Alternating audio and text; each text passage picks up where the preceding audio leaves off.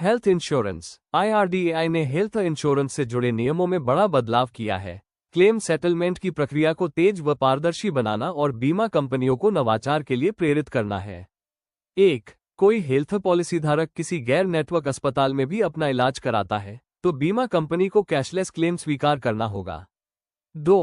Cashless अनुरोध पर बीमा कंपनी को 1 घंटे के भीतर क्लेम अप्रूवल देना होगा।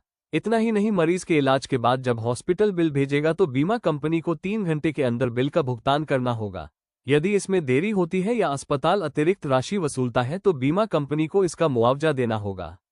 3. रिन्यूअल से इनकार नहीं कर सकेगी बीमा कंपनी। आपको मालूम हो कि अभी तक यदि आपने बड़ी रकम का क्लेम किया है तो कई बार बीमा कंपनी अगली बार पॉलिसी रिन्यूअल करने से इनकार कर देती थी, लेकिन अब नए नियम के तहत सिर्फ क्लेम करने के आधार पर कोई भी बीमा कंपनी रिन्यूअल से इनकार नहीं कर सकती है। 4.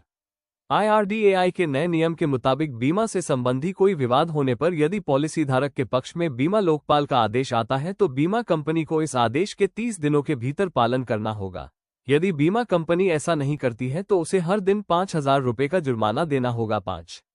बुजुर्गों, बच्चों और दिव्यांगों को ध्यान में रख बनाए पॉलिसी में अब OPD, डे केयर और होम केयर इलाज भी पॉलिसी कवर करना जरूरी होगा। इतना ही नहीं, रोबोटिक सर्जरी, ऑर्गन ट्रांसप्लांट जैसी एडवांस प्रक्रियाएं भी बीमा पॉलिसी शामिल की जाएंगी। 6. क्लेम अस्वीकार करने की स्पष्ट और लिखित वजह देना अनिवार्य। कोई भी बीमा कंपनी अब एक तरफा फैसला लेकर किसी पॉलिसी धारक की क्लेम रिजेक्ट नहीं कर सकेगी। 7. यदि कोई पॉलिसी धारक लगातार 5 सालों तक हेल्थ पॉलिसी चालू रखता है तो उसके बाद कोई भी बीमारी बीमा से बाहर नहीं मानी जाएगी। इसका मतलब है कि सभी बीमारियों का कवरेज अनिवार्य हो जाएगा, भले ही आप कंपनी बदलें। सिर्फ धोखाधड़ी साबित होने पर ही बीमा कवरेज देने से इनकार किया जा सकता है।